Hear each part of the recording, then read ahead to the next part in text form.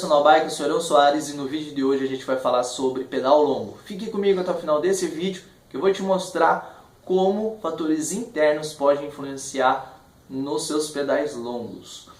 E para a gente fazer o vídeo de hoje nós fizemos um levantamento científico em alguns artigos que a gente procurou em alguns periódicos importantes da nossa área para poder falar um pouco mais para você nesses fatores e como esses fatores podem influenciar no desempenho de um pedal longo, tá? Então vamos lá. O artigo que a gente levantou é um artigo em inglês, a tradução dele é a melhora no desempenho no ciclismo. É um artigo bem geral, ele trata do ciclismo principalmente de pista, ele não classifica nenhum tipo de modalidade, ele não diferencia essas modalidades. Mas é bem interessante porque a galera que utiliza também um mountain bike na estrada ou utiliza um mountain bike aí na rua também pode se beneficiar desses resultados porque eles são resultados gerais. Então dá pra gente entender, compreender e trazer para a nossa modalidade, tá bem? Então vamos lá. Pensando nesse artigo, ele reflete aí sobre os fatores internos. Então, considerando fatores internos, o nosso estado fisiológico, nosso corpo, como o nosso corpo ele se mostra aí quando a gente coloca alguns desafios para ele, tá? E o primeiro fator dentro dos fatores internos é o fator de treino. Então a gente sabe que se não treinar não vai ter resultado e que se treinar vai dar muito resultado. Mas o quanto disso? Então ele classificou dois tipos de indivíduos. Primeiro, os indivíduos aí destreinados, que a gente aqui chama de indivíduos de ciclistas de lazer, tá? Independente do nível desse indivíduo, seja jovem ou idoso, eles tiveram um aumento de 20 a 38% no VO2 máximo. Só lembrando que VO2 máximo é aquela capacidade cardiorrespiratória e muscular do seu organismo em mostrar como você consegue se desempenhar naquele esforço. E esse resultado mostrou numa sequência cronológica de 9 a 12 semanas de treino que esses ciclistas fizeram, tá bem?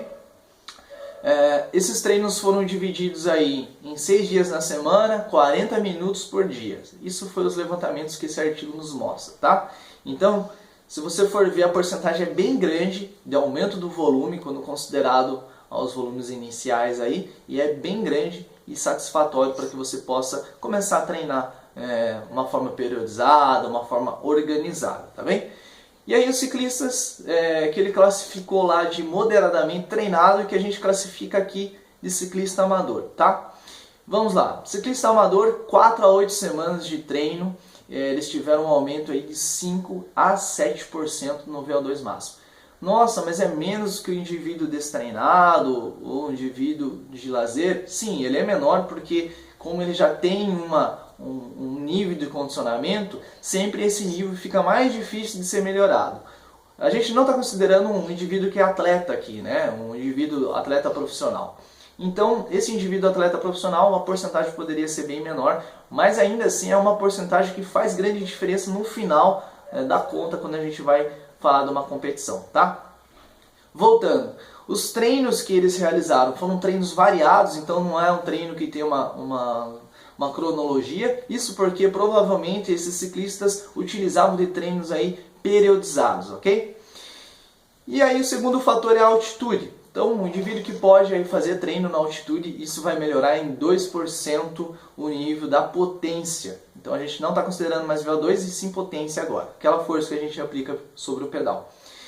E aí, qual é essa altitude, né? Qual é o nível de altitude que eles avaliaram? De 2.500 metros a 1.250 metros. Então, esse é o nível de altitude que eles avaliaram, tá? E o terceiro fator, implicante nos fatores internos, é o tipo de alimentação. Então, alimentações energéticas. A gente vai dividir em duas categorias, carboidratos e cafeína. Nos carboidratos, uma bebida eletrolítica que a gente comenta aqui, uma maltodextrina, que é o carboidrato misturado com a água, quanto isso poderia melhorar na capacidade desse indivíduo em se desempenhar melhor. Então, eles observaram que há um aumento de 2 a 3% quando utilizado aí uma maltodextrina, um Gatorade, alguma bebida eletrolítica, no aumento da potência. Então 2% no aumento da potência quando comparou ao indivíduo que não fez a utilização dessa bebida. Então, eu faço a suplementação, o maltodextrina, tomo ele durante o pedal. E o indivíduo que não toma só água ou não toma nada, comparado com ele, 2%, esse aqui teve de aumento aí na potência. Também é um nível bem grande aí quando você vai considerar. A segunda categoria é a cafeína. Cafeína a gente tem um aumento um pouquinho maior, 5%. Essa cafeína que a gente está comentando aqui, ela foi aliada ao carboidrato, ok? Então, juntamente ao carboidrato, eles acrescentaram a cafeína. 5% de aumento na potência. Quantidade de cafeína que eles colocaram ali.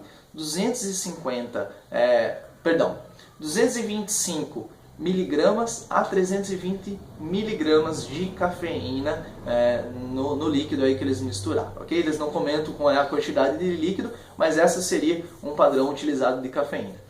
Isso representaria 5 miligramas por litro na urina expelida de cafeína. 5 miligramas seria bastante? Só a nível de curiosidade, se você fosse um atleta olímpico, para cair no doping com cafeína, o resultado aí seria de 12 miligramas por litro na urina expelida de cafeína, tá? Então é só a nível de curiosidade. É claro que a gente ainda tem que considerar alguns outros estudos que vêm mostrando a cafeína no esporte, a cafeína nos esportes de longa duração. E a gente tem que considerar os indivíduos também que têm aí algum tipo de doença. Então cuidado para usar uma cafeína, a gente recomenda usar o carboidrato, mas a cafeína deve ser utilizada aí para quem tem bem claro aí alguns exames de rotina, que passou por um nutricionista, para que você possa utilizar da melhor forma possível e não prejudicar você, ok? Finalizando o vídeo de hoje, rapidinho, a gente vai pontuar 4 pontos importantes para que você possa entender melhor tudo isso que a gente falou. O primeiro ponto, a importância do treino ou um pedal, independente do seu nível. Se você é um ciclista de lazer, se você é um ciclista amador. Independente do seu nível, a periodização e a organização desse treino é fundamental para que você tenha uma melhora no desempenho, ok? Principalmente no pedal longo.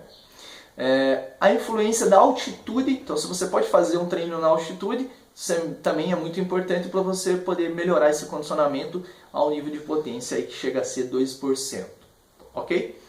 E aí o terceiro, alimentos energéticos. Então a gente dividiu em duas categorias, carboidratos e cafeína. Você viu claramente que esses dois tipos de categorias pode aumentar um nível muito grande aí de porcentagem no desempenho. Então comece a fazer a ingesta aí de carboidratos ao longo do tempo aí para você conseguir melhorar esse desempenho, ok? E por último, a gente precisa unir esses três fatores internos para que você consiga ter um resultado legal. Para que você possa ter esse resultado no pedal longo, una os três, comece a utilizar e pensar nos três para que o desempenho comece a aparecer, ok? Se você gostou desse vídeo, curta e compartilhe para que mais pessoas possam estar compartilhando desse conhecimento. Se você quiser se tornar um ciclista VIP, ter acesso a conteúdos exclusivos, em algum lugar do nosso vídeo vai estar escrito Ciclista VIP. E lá você entra, cadastra e você vai receber no seu e-mail conteúdos exclusivos, ok? E espero que você tenha gostado. Até o próximo vídeo, que a gente vai estar falando sobre fatores externos. Um grande abraço e até mais.